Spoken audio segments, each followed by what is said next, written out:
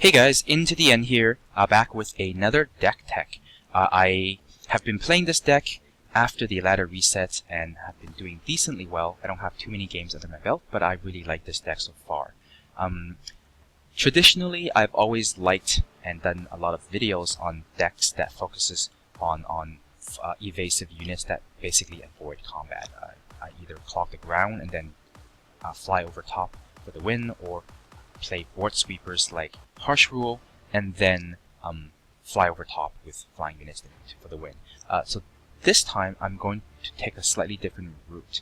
I'm going to use a lot of very powerful big stats, big body creatures to brawl with my opponent and pretty much brute force my way through for victory. Now, some of the best deck that does that right now, obviously Combray is very common, and then Praxis now is one of the most popular decks for that kind of a game plan.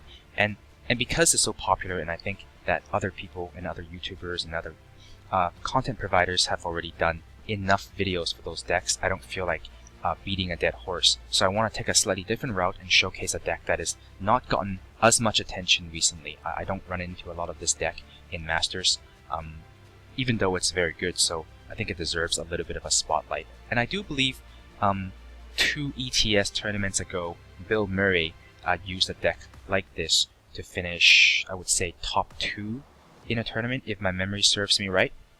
So this deck is very powerful, and I would really like to bring some spotlight to it. Alright, I think for the deck tech, I'm going to make it short by skipping over a lot of the card choices that are very obvious. I think anybody who's played 10 games over the last week would know that this package of Tempo Scribe, Dawnwalker, Xehanort Initiation, Sandstorm, Titan, Mystic Ascendant, and Predatory Carnosaur, these are just very popular right now. Praxis, Combray, and this kind of deck, they all use the same package as a core, and it's very powerful. So I'm not even going to spend time talking about that. Instead, I want to talk about a few cards that doesn't get talked about enough. So on the 0 or the X slots, we have the Copper Conduit. This is also a fairly staple card in a lot of the time decks. Sometimes I don't see it, and personally I think that's a mistake. I think this card it warrants a slot in pretty much any time-based deck where you want big creatures and where you want a Dawnwalker.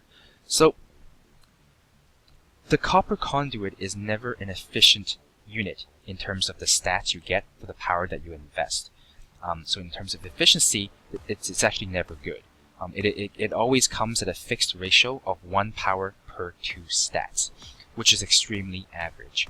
This is the bare minimum ratio of what you need for a creature to be even see constructive play, ignoring their special abilities. Compare that to your golden standard, the Sandstorm Titan, which gives you 11 stats for 4 power investment. That is nearly a 1-to-3 ratio, which is absurdly efficient, which makes this one of the best units in the game. But the difference is what the Copper Conduit lacks in efficiency in terms of stats per power spent. It gains in consistency and scalability and flexibility. From early to mid-game, no matter when you draw this card, you can always play it, so it's never a dead card in your hand. It is consistently average for its cost. But then when you hit the late game, though, it does become very good because it scales very well with all the abundance of extra power that you have. And so in that sense, it will do better than the Sandstorm Titan in the late game. So, one thing you may notice is that I have Backlash in this deck. I find Backlash to be a pretty powerful spell at the moment, and I do find that this deck used to have too many 4, 5, and 6 mana spells, and then it becomes very clunky. By turn 5 or 6, I just get a handful of 5, 6 mana spells, or 4 mana spells, and I can only play 1 per turn anyway. And you end up with a bunch of cards in your hand, and if you happen to fall behind on the board, you continue to stay behind on the board because you can only deploy one unit a turn or 1 card a turn. Having Backlash on turn say 6 or 7 when you have 6 power is really good, because you could play a Sandstorm Titan or a False Prince, and then you can back it up with a Backlash. And that's a very powerful play. And also in the late game, being able to play Crystallize with a Backlash backup, basically 99% of the time you will win the game on the spot. So I find this card to be very effective.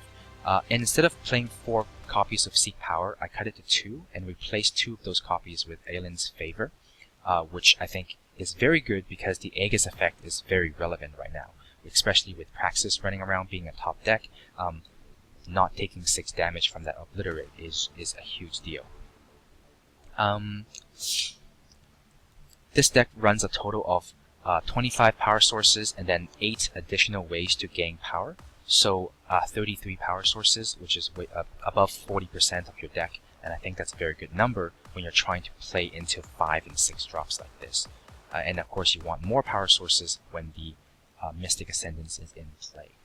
So everything else you can play with the numbers. You can change the number of Zenin, Initiation, Permafrost. You can go anywhere from 2 to 4. That is just purely personal taste. But I think the core of the deck is fairly inflexible. You do want a large number of low mana efficient beaters, and then ride them to victory with cards like Backlash, Permafrost, Crystallize as a backup to get rid of problematic threats that your opponent plays. One thing that I forgot to mention is the auspicious absence of the Amber Acolyte, which is a staple in pretty much all time decks. And there's a good reason for why I chose to remove the Acolytes. I find that for this particular version of the deck, compared to the Cambrai or the Praxis versions, I have a lot of things I want to do in turn 3, especially because I have False Prince.